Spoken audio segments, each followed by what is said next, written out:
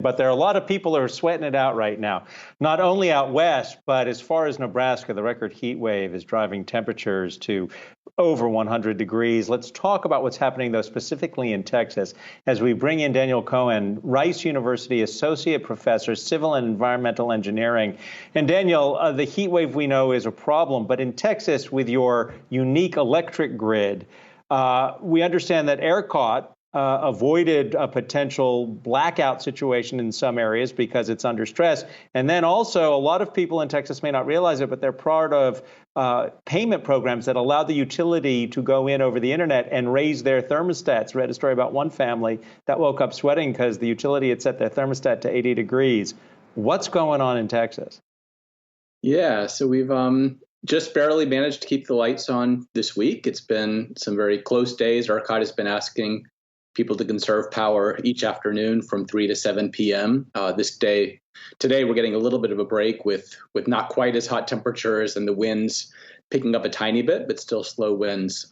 So we're seeing hot weather for June, but certainly not nearly as hot as it could get in July and August. So still not close to as high as demand might get later on this summer, but it's really been the biggest problem is that there have been power plant outages 3 times the rate of what ERCOT anticipated. So still, much like we had in February, that the quote unquote firm and reliable sources, the gas, coal, and nuclear have not been performing as well as expected, just at a time when the winds are very slow and demand is high. And Professor, we know that state lawmakers just passed legislation last month, I believe, to address some of the issues that we saw creep up back in February during the winter storm. What more needs to be done, though? Because I've read time and time again that, yes, it's a step in the right direction, but it's simply not enough. Right. They didn't go nearly far enough to address the challenges here. Really, it was focused on weatherization of the gas and electricity supply, which is absolutely necessary. They did some steps on that, not enough, but they did virtually nothing to make demand more efficient or make it more flexible. And they did nothing to improve transmission, where we're dealing with bottlenecks and congestion and transmission within the state. And we still have this really foolish decision of not connecting our grid to other grids, which makes Texas have challenges and often have much higher prices than there are to our neighboring states, where we just can't buy and sell power across those state lines. There was a great deal of fanfare within the last year about companies leaving places like California, the Northeast, going to Texas for all kinds of reasons. But if I'm a company looking at moving to Texas, but I can't rely on the electricity, and this is where you come in, civil engineering, environmental engineering. What does Texas say to Tesla, for instance, if you can't rely on energy?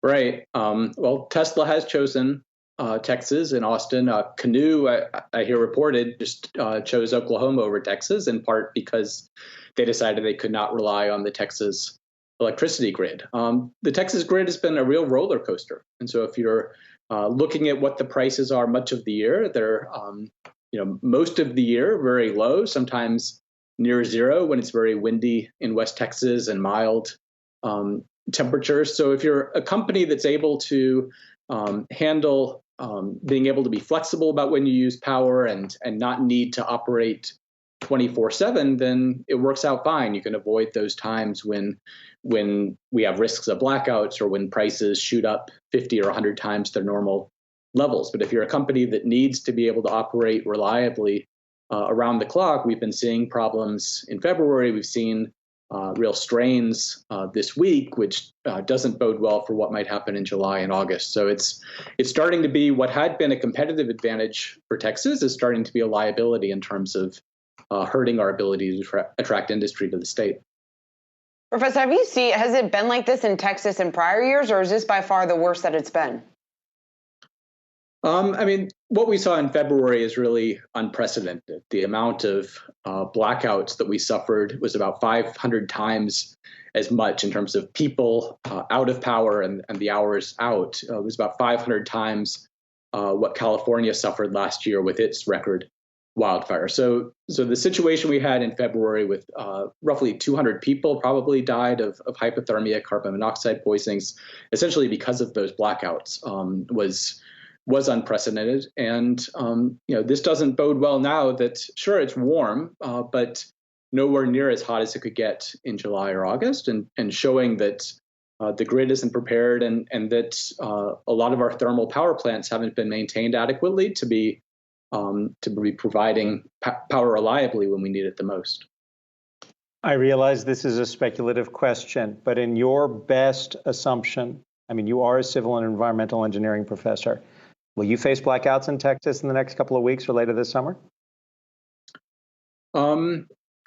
I think there's a lot of risk of that in August for sure. If it keeps trending as a hotter and drier than usual summer, the forecasts are that demand could get up to about 80 gigawatts in an extreme situation. This week, the grid barely was able to provide 70 gigawatts. Now, hopefully it'll be windy. Hopefully, some of those power plants that failed us this week will come back online. I think people shouldn't worry, or people still experiencing PTSD if they went 3 days without power in February. I don't foresee anything that's going to be long-term outages, but I think there is a substantial risk that we're going to have 1 hour, 2 hours of rolling blackouts through some neighborhoods if we continue to see the problems. If you had these sorts of problems we had this week, with the weather potentially 5 or 10 degrees hotter as it's likely to be in August, that would really cause some problems. We should remember our grandparents and their parents all lived without air conditioning so many years ago, and it wasn't that long ago, actually. Daniel, thank you so much for joining us. Daniel Cohan is Rice University Associate Professor of Civil and Environmental Engineering.